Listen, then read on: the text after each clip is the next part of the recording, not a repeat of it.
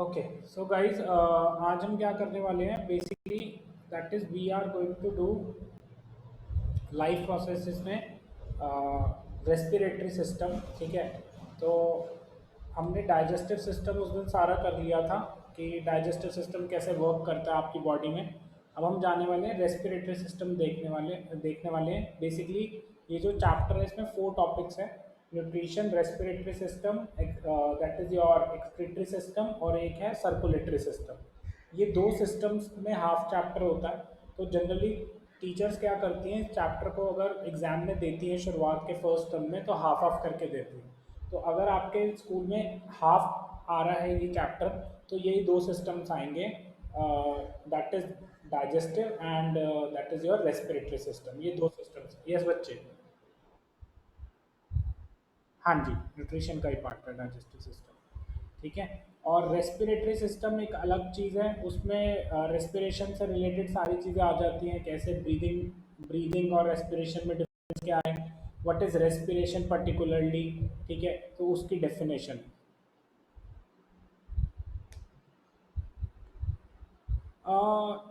Ananya, flow chart is more than enough. बस आप इसके साथ क्वेश्चंस कर लोगे तो और कोई ज़रूरत नहीं पड़ेगी आपको उससे बाहर जाने की।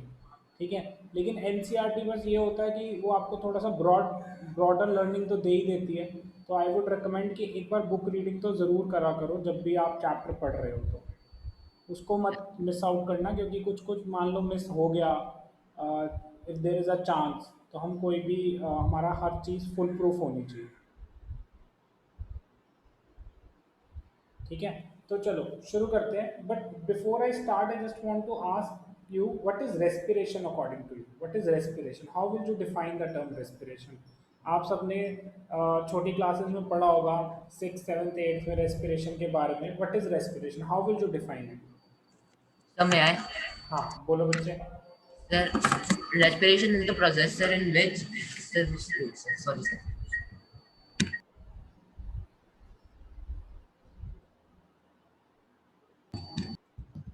Sir, respiration is the process, sir, in which the oxygen is taken by us, so that our body, so that our cells could gain oxygen and could perform hmm could gain and could fulfill their energy requirements.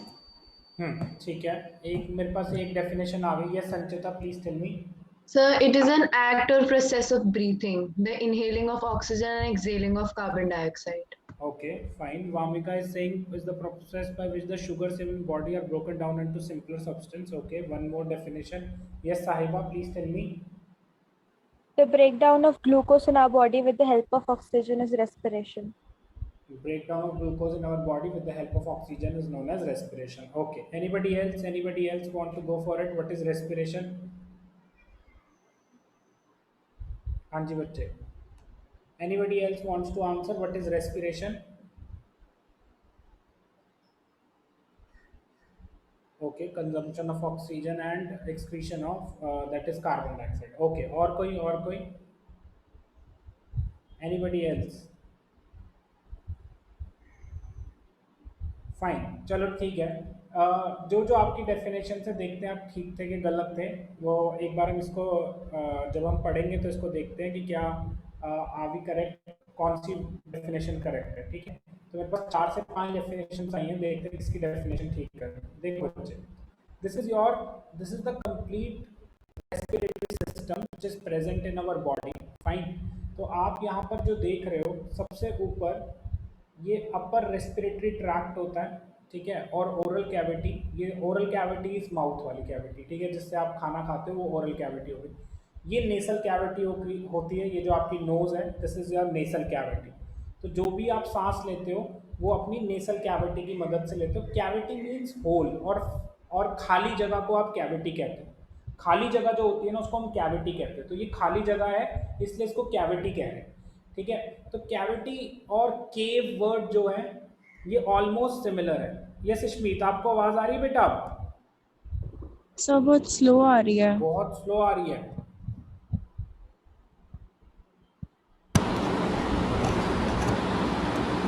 अब ठीक है?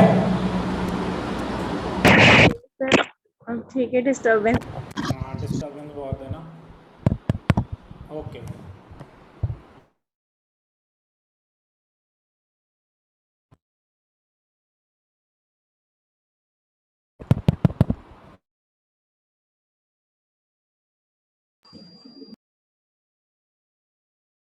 Hello. हाँ जी, आप ठीक है इशमीत बच्चे? Yes, sir.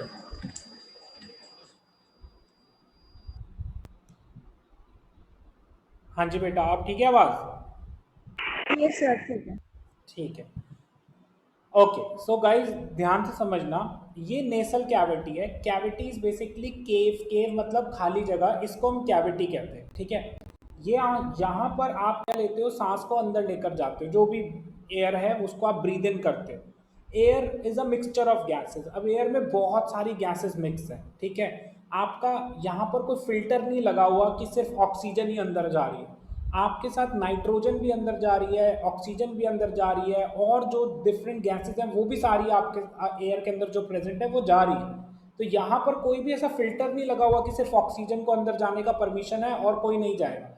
तो जब आप हवा को ले रहे हो तो हर चीज आपके अंदर जा रही है, डस्ट भी जा रहा है, सब जा रहा है। हवा के अंदर डस्ट प्रेजेंट है तो डस्ट भी जा रहा है, हर चीज जा रही है। अब लेकिन क्यों हम कहते हैं कि हम ऑक्सीजन को ब्रीद इन कर रहे हैं? नहीं, आप एयर को ब्रीद इन कर रहे हो, and air is a mixture of gases as well as dust particles. इसमें डस्ट भी है बच्चे, हर चीज प्रेजेंट है। तो हो क्या रहा है कि सिर्फ हम ऑक्सीजन को क्यों कह रहे हैं, why we are saying that कि ऑक्सीजन को ब्रीद इन कर रहे हैं, वो बाद में स्टेज आती है कि हम ऑक्सीजन का ब्रीद इन क्यों बोला जाता है, उसके बारे में अभी आएंगे, वो आगे जाके आएगा, ठीक है। सबसे पहले आप सांस को अंदर लेकर जाते हो, तो यहाँ से जब आप हवा को अंदर लेकर जाते हो तो आप साथ में डस्ट पार्टिकल्स को भी लेकर जा रहे हो।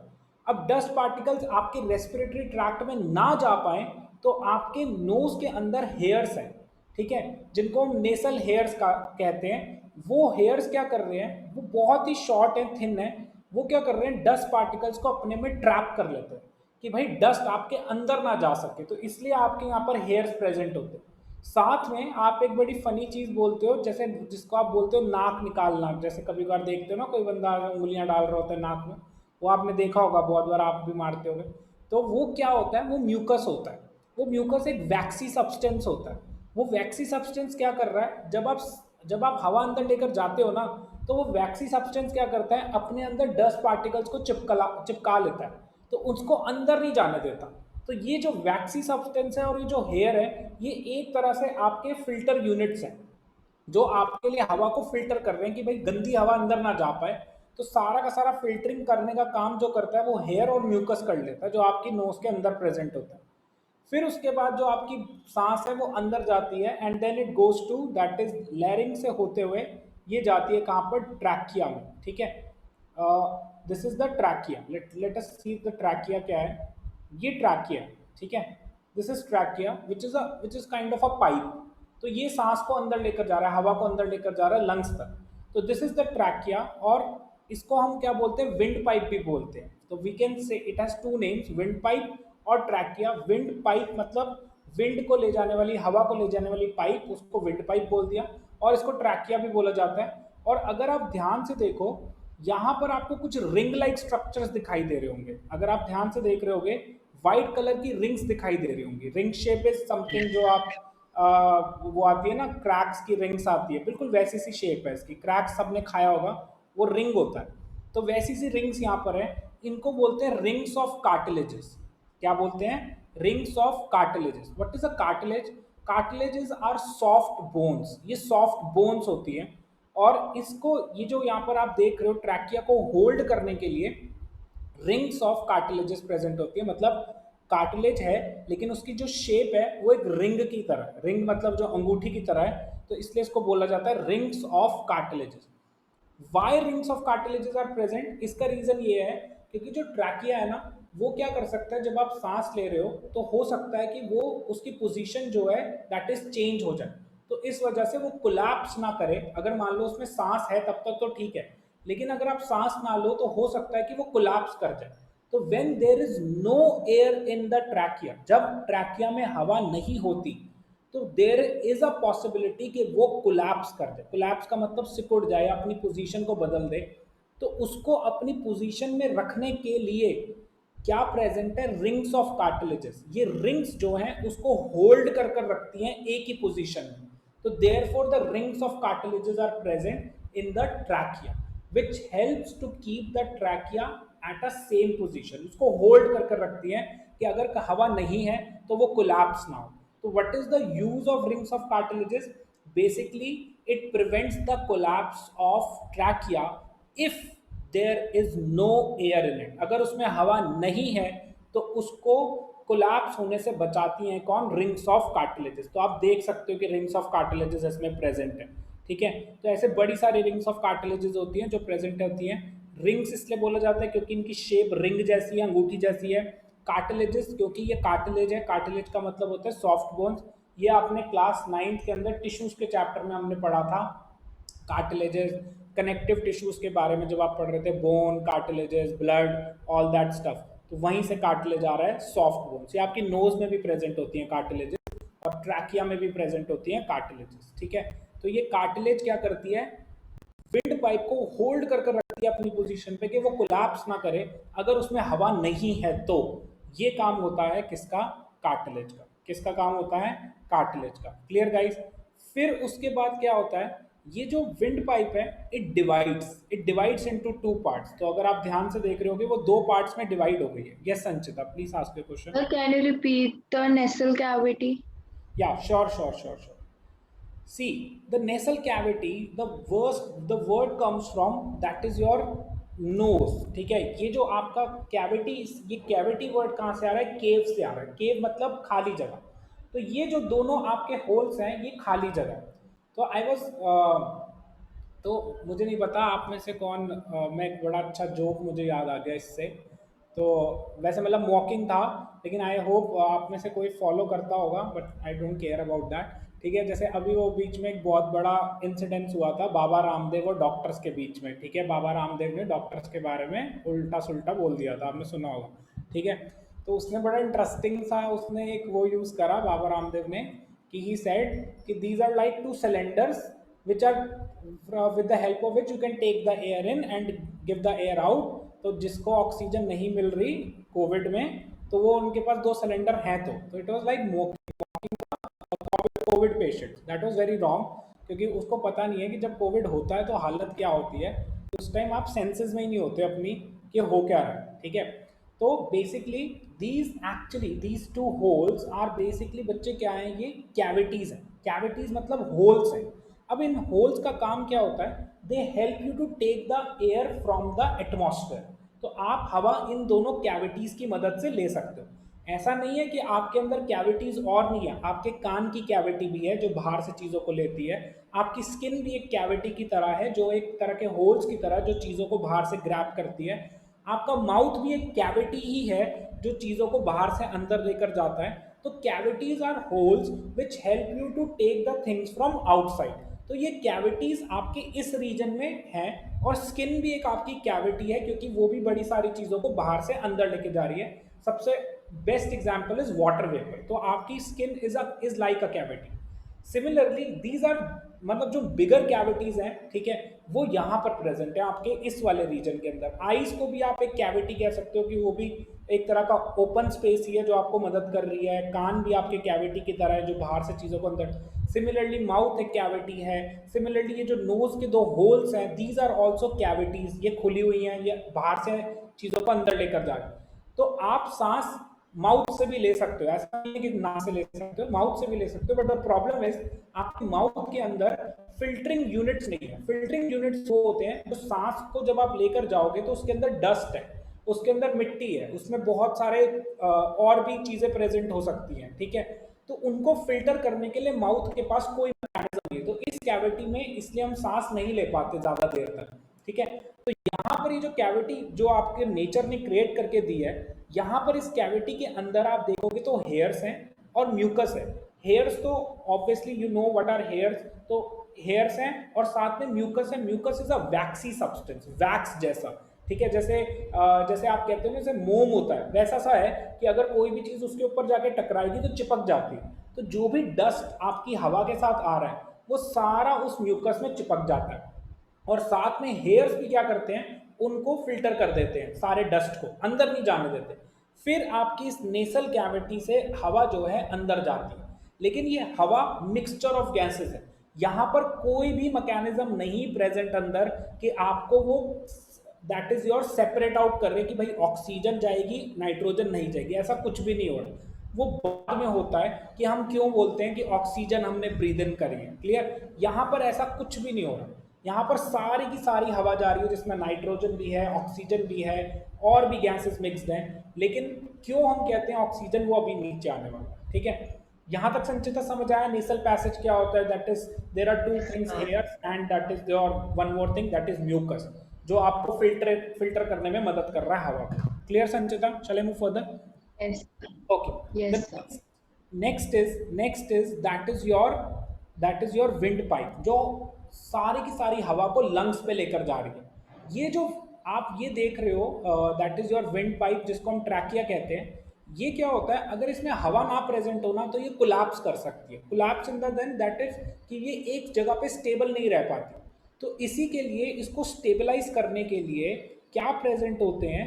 रिंग लाइक स्ट्रक्चर्स प्रेजेंट होते हैं, अंगूठी जैसी शेप के स्ट्रक्चर्स प्रेजेंट होते हैं। और कौन होते हैं? Cartilages. What are cartilages? They are soft bones जो आपकी नोज में भी प्रेजेंट है। तो आपकी नोज आराम से देखो कि फ्लेक्सिबल है बिकॉज कार्टिलेजेस आर प्रेजेंट। ठीक है, तो ये जो बोन की फ्लेक्सिबिलिटी है बिकॉज ऑफ कार्टिलेजेस। सिमिलरली आपकी ट्रैकिया में भी कार्टिलेजेस प्रेजेंट हैं in the shape of rings. ठीक है, इन द शेप ऑफ क्या? रिंग्स। ये रिंग्स क्या करती हैं? कार्टिलेजेस को होल्ड कर रखती हैं कि अगर हवा ना भी हो तो ये कोलैप्स ना करे, अपनी पोजीशन से ऐसे ना हो कि पूरी तरह से हिल जाए।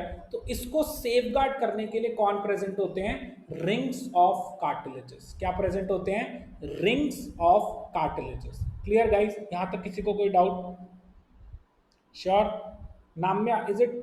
अब मेरी आवाज तेज है कि अभी भी स्लो है बच्चे? सर अब ठीक है। अब ठीक है, ठीक है, ओके।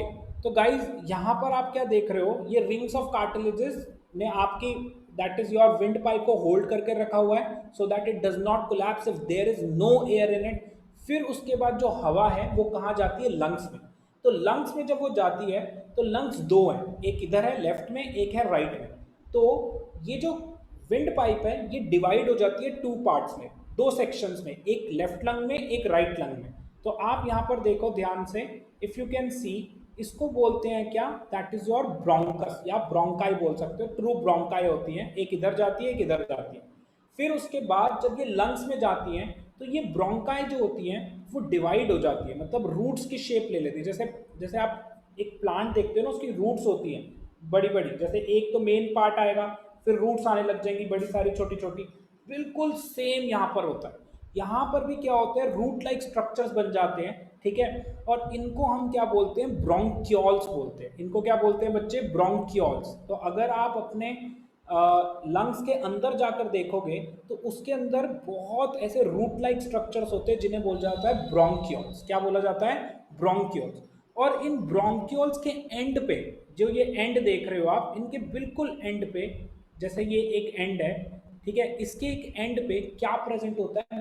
एक बैग लाइक स्ट्रक्चर या balloon like structure. Balloon like structure मतलब क्या होता है? जैसे गुब्बारा होता है ना, गुब्बारे के अंदर हवा भरोगे तो फूल जाएगा, गुब्बारे के अंदर से हवा निकालोगे तो वो सिकुड़ जाएगा। बिल्कुल सेम यहाँ पर होता है। ब्रोंकियोल्स के एंड पे एक बैलून लाइक स्ट्रक्चर प्रेजेंट होते हैं जिनको बोला जाता है एल्वेलाई। क्या बोला जाता है? एल्वेलाई। तो ये एल्वेलाई क्या करते हैं? जब आप सांस भरते हो, ऐसे आपने सांस भरी, ये जो एल्वेलाई के बैलून लाइक स्ट्रक्चर्स हैं ये फूल जाएंगे, गुब्बारे की तरह फूल जाएंगे, इनके अंदर हवा भर जाएगी। फिर जब आप सांस निकालते हो ये गुब्बारा सिकुड़ जाता है। फिर आप सांस लेते हो, फिर ये एल्वेलाई फूल जाती है। फिर आप जब सांस निकालते हो फिर ये दैट इज ऐसे, इसमें से ये थोड़ा सा क्या हो जाता है? इसकी शेप चेंज हो जाती है। तो जब आप ब्रीथ इन करते हो alveoli gets filled up, when you breathe out तो एल्वेलाई क्या होता है? दैट इज वो उसमें से हवा निकल जाती है, then it changes its shape. तो ये जो कॉन्ट्रैक्शन होता है और ये जो एक्सपेंशन होता है एल्वेलाई का, यही होता है जब आप सांस को अंदर लेकर जा रहे हो और सांस को बाहर छोड़ रहे हो। तो व्हेन यू ब्रीथ इन आपका एल्वेलाई जो होता है एक्सपैंड हो जाता है, और जब आप ब्रीथ आउट करते हो वो कॉन्ट्रैक्ट हो जाता है। And this is basically what happens whenever you take the air in and when you give that and when you that is your take the air out। ये चीज आपके पूरा प्रोसेस होए जा रहा है बार बार, जब आप सांस लेते हो सांस छोड़ते हो, सांस लेते हो सांस छोड़ते हो। तो this is what is happening in your lungs. ठीक है बच्चे? तो एक बार जस्ट इसको थोड़ा सा विजुअलाइज करने की कोशिश करो जब आप सांस ले रहे हो। तो जैसे फॉर एग्जांपल मैंने सांस ली, तो the air goes into the that is your nasal passage, यहाँ पर प्रेजेंट है हेयर और क्या म्यूकस। इन्होंने ऑब्वियसली हवा में बहुत डस्ट होता है, जनरली आप दिल्ली में रहते हो तो डस्ट बहुत है, तो वो सारा डस्ट इन्होंने क्या कर लिया, ग्रैब कर लिया। कुछ पार्ट ऑफ द डस्ट तो ऑब्वियसली रह जाएगा। फिर उसके बाद ये सांस जाएगी, ठीक है, एयर जाएगी, यहाँ से होती हुई लैरिंग से होती हुई फेरिंग से होती हुई कहाँ जाएगी, that is in the wind pipe which is known as trachea. Yes Ishmi. Sir जो आपने डाइजेस्टिव सिस्टम का फ्लो चार्ट बनवाया था उसमें आपने लार्ज इंटेस्टाइन और आनस के बारे में तो वो लिखवाया नहीं था, और मैंने लार्ज इंटेस्टाइन में विलाय नहीं बताया था। नो सर आपने नहीं लिखवाया सर नहीं बताया था सर, आपने बताया था। मैंने लिखवाया नहीं था, ठीक है, मैंने बताया होगा, मैंने लिखवाया नहीं था। मैंने वो उसका ना, क्योंकि उसमें से ज़्यादा आता नहीं है, लेकिन मैं फिर भी आपको बता दूंगा। एनएस में भी ना कुछ भी नहीं आता, उसमें से सिर्फ एक क्वेश्चन आता है स्फिंक्टर मसल्स क्या होती हैं, ठीक है। और लार्ज इंटेस्टाइन में भी एक ही चीज़ आती है कि लार्ज इंटेस्टाइन में विलाय प्रेजेंट होते हैं, जो मान लो कि जो अनवांटेड मटेरियल उसमें से जो भी वाटर एब्जॉर्प्शन होता है वो सारा, फिर उसके बाद हार्ड मास बच जाता है जो एनस के थ्रू आउटसाइड द बॉडी चला जाता है। तो दिस हैपेंस इन, इसमें बस यही था, मैंने बताया था बट मैंने लिखवाया नहीं होगा, मैं इसको लिखवा दूंगा, ठीक है बेटा। गाइस यहाँ तक क्लियर है आपको? Anybody any doubts? श्योर? एक बार मुझे जल्दी से कोई भी बच्चा प्रोसेस समझाओ, फिर उसके बाद हम आगे चलेंगे। Okay, let us start with Tanish. Tanish एक बार आप पूरा प्रोसेस समझाओ, जहाँ आपको नहीं आएगा मैं आपको हेल्प करता रहूँगा। यस तनिष। या कोई और लेना चाहता है opportunity? Anybody else wants to explain? Vansh आप समझाओगे? Sure, sir. चलो आप समझाओ फिर। Sir, respiration is the process in which the body intakes air, in which the air is purified हाँ in our nasal cavity by the organs, by mucus and the hair-like structures present in our nose. And then the filtered air goes down into our body through the trachea, which is holded by the rings of cartilage, which prevents it from being collapsed when air is not present in it. The air further goes down and the trachea further divides into two parts named bronchi, and these bronchi then further divide into bronchioles. Each bronchiole has a balloon-like structure on the end to increase the area of the diffusion. Sir, you did not explain diaphragm. देखो उसमें पहुंचा नहीं था, ठीक है, तो बिल्कुल सही बताया आपने। वो जो बैलून लाइक स्ट्रक्चर्स हैं जिनको हम बोल रहे हैं एल्वेलाई, वो बेसिकली क्या करते हैं, उसके बाद आगे चलते हैं। वो बैलून लाइक स्ट्रक्चर्स का मेन मकसद ये है कि वो आपके एक्सचेंज ऑफ गैसेस में मदद करते हैं। लेकिन एक्सचेंज ऑफ गैसेस एक बिल्कुल अलग पार्ट है, उस पर मैं नहीं जा रहा। ये बिल्कुल मैं आपको बेसिक सिस्टम बता रहा हूँ कि सांस अंदर जाके आपके कहाँ तक पहुँचती है, ठीक है। Let us go to another, किसी और कोई और बच्चा एक बार मुझे समझाओ सेम चीज़। Anybody else? Okay, shall I choose someone? Okay, Sanchita आप एक बार समझाओगे बेटा पूरा सेटअप, पूरा सिस्टम, Okay, sir. सांस लेने से लेकर लंग्स तक जाने तक। So respiration is a system in which you take oxygen and releases carbon dioxide.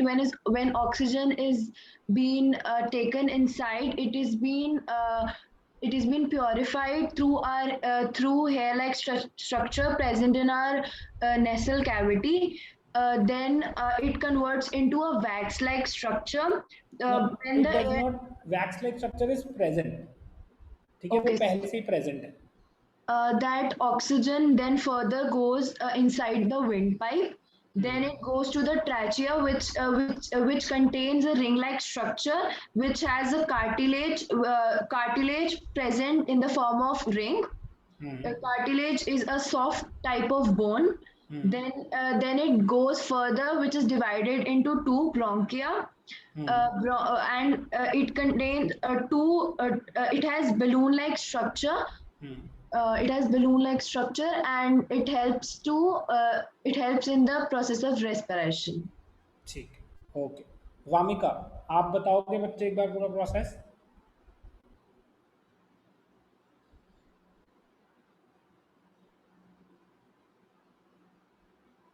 Okay, let us go to Ananya. Ananya, would you like to try?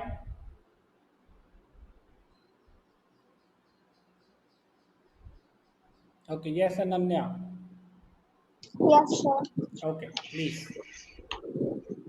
So first, the air. Air is a mixture of many gases. The air enters the nasal cavity. Then the dust particles which is present in air is removed by the hair-like projections, which are called mucus. Then the air enters. See, Ananya, hairs are one thing, mucus is one thing. ये दोनों present है, ये दोनों अलग अलग चीजें। Hair भी present है और साथ में म्यूकस भी प्रेजेंट है, वो वैक्स लाइक स्ट्रक्चर है, ठीक है बेटा? तो हेयर एक अलग सेपरेट चीज है और म्यूकस एक अलग सेपरेट चीज है। Okay, sir. So then the air enters the trachea, which is also called windpipe. Sir, on the windpipe there are cartilage present, which is a bone-like structure in the ring form. It helps to stabilize the trachea, and after the trachea separates into two parts called bronchi. Each Bronchi divides into bronchioles. Bronchi, then a balloon-like structure is present, which swells up. What is the name of the balloon-like structure? So what? What is the name of the balloon-like structures? Sir, alveoli. Alveoli. ठीक है, बिल्कुल ठीक है। Okay okay, anybody else? Okay, Guntas, एक बार आप समझाओ बच्चे पूरा process. Yes, sir. Sir, I'm audible. Yes, yes. So first we take the air in using the nostrils, and it is filtered by hair and mucus which lines the passage of the nasal cavity. It then moves down the windpipe or the trachea, which is lined with cartilage rings to prevent collapse. It is then divided into two parts called bronchi, which further divides into root-like structures called bronchioles, which is on the end of which a balloon-like structure is called alveoli, in which the air is stored. Yes, when you breathe in, the air gets filled in, and when you breathe out, the air gets out of it. That is, it expands and it contracts with the air. ठीक है, okay. साहिबा, एक बार आप बच्चे समझाओ। Yes, sir. So this is the respiratory system, and at first we will start with the buccal cavity or the oral cavity and the nasal cavity. Through the buccal cavity, we take in the food we require, and through the nasal cavity, we take in air, which is a mixture of all the gases like nitrogen, carbon dioxide, and oxygen. Through the nasal cavity, when we take the air inside, it passes through the trachea, and trachea collapses if air is not present in it for a longer period of time, which is protected by these small ring-like structures around it. When the air is transferred from the nasal cavity to the part where the trachea separates into two parts called bronchi, and then the bronchi are further separated into root-like structures called bronchioles. At the endings of all the bronchioles are small balloon-like structures present called alveoli. These alveoli inflammate when we take in oxygen inside ourselves, and they collapse when the oxygen is not there. ठीक, देखो अब एक चीज मैं और add कर देता हूँ, फिर उसके बाद मैं सबसे सुनूंगा आज एक बार दोबारा से। जब एल्वेलाई में एयर भर जाती है ना बच्चे, एल्वेलाई के पास में से जा रही है ब्लड वेसल्स, और ब्लड के अंदर एक पिगमेंट प्रेजेंट होता है जिसको बोलते हैं हीमोग्लोबिन। इस हीमोग्लोबिन के अंदर एक कैपेसिटी है, ये सिर्फ और सिर्फ एयर में ऑक्सीजन जो प्रेजेंट होती है ना, उसी के साथ बॉन्ड बनाता है, उसी के साथ मिक्स होता है। तो जब आप सांस लेते हो तो आप बड़ी सारी गैसेस को लेकर जा रहे हो, लेकिन ट्रांसपोर्टेशन तो सिर्फ और सिर्फ ब्लड के थ्रू होना है, और ब्लड में प्रेजेंट है हीमोग्लोबिन। ये हीमोग्लोबिन हवा में जो ऑक्सीजन होती है सिर्फ उसके साथ कंबाइन होता है। तो इस वजह से क्या होता है, ऑक्सीजन डिसॉल्व हो जाती है ब्लड में because of the presence of haemoglobin. तो इसीलिए डॉक्टर कभी कभार आपको ये कहता है कि अगर आपका हीमोग्लोबिन कम हो जाता है तो आपकी बॉडी की एनर्जी भी क्या होने लग जाती है, डाउन होने लग जाती है। बिकॉज अगर हीमोग्लोबिन में कुछ भी प्रॉब्लम आएगी तो आपकी oxygen carrying capacity of the blood पे असर पड़ने लग जाएगा।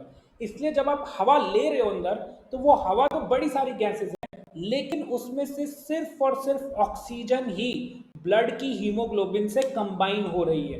तो वहां से हम कहते हैं कि हम ऑक्सीजन को टेक इन कर रहे हैं, but oxygen is getting bonded with haemoglobin. Haemoglobin एक केमिकल कंपाउंड होता है और हीमोग्लोबिन और ऑक्सीजन मिलकर एक कंपाउंड बनाते हैं। फिर वो ब्लड में ऑक्सीजन मिक्स हो जाती है और फिर ब्लड से पूरी बॉडी के अंदर ऑक्सीजन जो होती है दैट इज योर ट्रांसपोर्ट की जाती है। सो this is what is happening. तो आप ले तो बड़ी सारी गैसेस रहे हो, लेकिन ऑक्सीजन कैरिंग कैपेसिटी या ऑक्सीजन कॉम्बिनेशन जो सिर्फ और सिर्फ वो ब्लड के अंदर किसके साथ है, दैट इज योर हीमोग्लोबिन के साथ। Haemoglobin combines with the oxygen present in the air. So this is how oxygen gets mixed in the blood और फिर वो ब्लड के थ्रू पूरी बॉडी में फैला दी जाती है। तो that is why I was saying जब आप ब्रीथ इन करते हो तो you are taking all the gases because there is no mechanism to filter any particular gas out of it. But yes Sahiba, sir आपने स्टार्टिंग में बताया था किसके साथ प्रेजेंट होती है वो ब्लड वेसल? वो एल्विलाई जो होती है ना बच्चे, जहां एल्विलाई प्रेजेंट है उसके वहीं से ब्लड वेसल्स पास हो रही हैं। तो वो ब्लड वेसल्स और एल्विलाई एक दूसरे से कनेक्टेड है, और ये जो ट्रांसपोर्टेशन होता है ना एल्विलाई और ब्लड वेसल्स के बीच में, this is happening because of diffusion. ये एक प्रोसेस है डिफ्यूजन का। तो एल्विलाई भी सिंगल सेल है, जो आपकी ब्लड वेसल्स भी हैं उनमें भी क्या होती है, तीन टाइप्स की होती हैं, आर्टरीज, वेन्स एंड कैपिलरीज। अभी आप आगे जाओगे तो आप सारा सीखोगे, आर्टरीज, वेन्स एंड कैपिलरीज। उसमें जो कैपिलरीज है ना ये सिंगल सेल होती है। कैपिलरीज और एल्विलाई ये दोनों के बीच में एक्सचेंज होता है। एक्सचेंज ऑफ क्या होता है, गैस होता है। तो ये गैसेस तो सारी भेजती है ब्लड के अंदर, लेकिन ब्लड सिर्फ और सिर्फ ऑक्सीजन को पिकअप करता है क्योंकि ब्लड के पास हीमोग्लोबिन प्रेजेंट है, जो हीमोग्लोबिन सिर्फ और सिर्फ ऑक्सीजन के साथ ही बॉन्ड कर सकता है। जैसे ही हीमोग्लोबिन ऑक्सीजन के साथ बॉन्ड करता है, oxygen gets mixed in your blood. फिर वो ऑक्सीजनेटेड ब्लड, जिस ब्लड में ऑक्सीजन भर गई है, वो ब्लड आपके हार्ट से होता हुआ पूरी बॉडी में फैला दिया जाता है। तो this is what is happening. So that's why when you take in the air आप सारी गैसेस ले रहे हो, लेकिन ब्लड के पास सिर्फ और सिर्फ ऑक्सीजन के साथ कंबाइन करने की ही कैपेसिटी है। बस वो ब्लड ऑक्सीजन को मिक्स करता है और फिर पूरी बॉडी में ऑक्सीजन फैल जाती है, फिर आपके सेल्स में सारी ऑक्सीजन चली जाती है। This is what is happening. ठीक है, तो अब एक बार दोबारा से मुझे एक बार प्रोसेस कौन समझाएगा? इश्मीत आप समझाओ बेटा एक बार पूरा प्रोसेस दोबारा से। Now just you have to add this up also. Yes, sir. So first we take air in with our nasal cavity, Very and good. then the air is filtered with hairs and mucus present in the nose, and then the um, air Goes into the trachea. into the trachea, and then it goes to bronchias. What is the function of rings of cartilages? So it filters our air. नहीं, rings of cartilages filter, ये बच्चे rings of cartilages जो आपके trachea पे present है,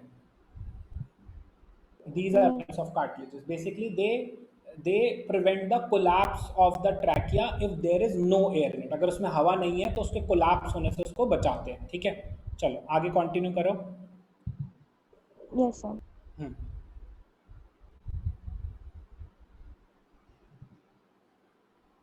yes Ishmeet, bronchi, फिर आप बोल रहे थे आगे। Sir, 1 minute. Okay, yes Sanchita बोलो बेटा। Can you repeat the function? Of rings of cartilages Yes, sir. लिख लो। Rings of cartilages prevent the rings of cartilages prevent the collapse of trachea. Rings of cartilages prevent the collapse of trachea if there is no air in it. if there is no air in it. Prevent the collapse of trachea if there is no air in it.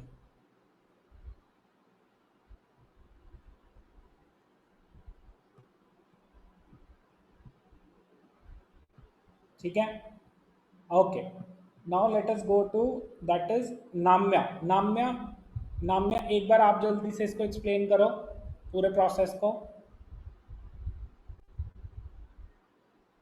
Okay, एक मेरे पास question आया, bronchi, alveoli, haemoglobin are the parts of lungs. बच्चे lungs, ये जो bronchi है, alveoli है, these are the parts of that is your respiratory system. But blood is not the part of respiratory system. वो एक अलग चीज है, वो ट्रांसपोर्टेशन सिस्टम का काम करता है, सर्कुलेटरी सिस्टम है वो. ठीक है, तो blood is a very different thing. हाँ, ब्रोंकाई, एल्वेलाई ये जो पार्ट है ये पूरे रेस्पिरेटरी सिस्टम का पार्ट है. फिर उसके बाद ये जो लंग्स हैं, लंग्स के इनसाइड में ये सब चीजें प्रेजेंट होती हैं. ठीक है, तो blood is a very different thing. It is a part of circulatory system. Bronchi, alveoli and lungs, they all are part of your respiratory system. ठीक है, इनको हम क्या बोलते हैं? रेस्पिरेटरी सिस्टम बोलते हैं. क्लियर बच्चे? ओके, नाम एक बार आप जल्दी जल्दी से समझाओ बेटा.